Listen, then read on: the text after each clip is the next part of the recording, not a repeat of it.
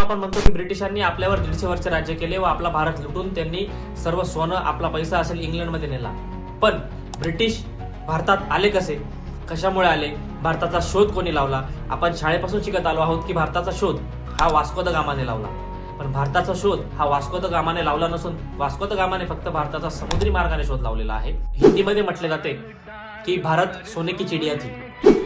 तर सोने की चिडिया असताना सुद्धा इंग्रजांनी आपल्यावर 150 वर्ष राज्य का केले? इंग्रज भारतात आले कसे? विविध प्रकारचे वसाहतवादी साम्राज्य युरोपातील अनेक देशांनी आपल्या भारतात का केले? तर नमस्कार, मी अर्जुन, तुम्ही बघताय एक्सप्लोरर इंजिनियर. व्यापाराच्या हेतूने आलेले ब्रिटिश व परप्रांतीय फक्त मसाल्याचा व कापसाचा व्यापार करण्यासाठी आलेली ईस्ट इंडिया कंपनी कसे त्यांनी त्यांचे 150 वर्ष अधिराज्य गाजवले.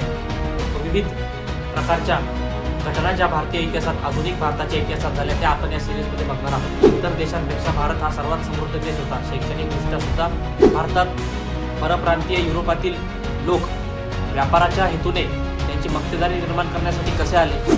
तर 21 एपिसोडची ही सिरीज असणार आहे आपली. त्याला तुम्ही भरभरून प्रतिसाद द्याल असे मी एक आशा व्यक्त करतो.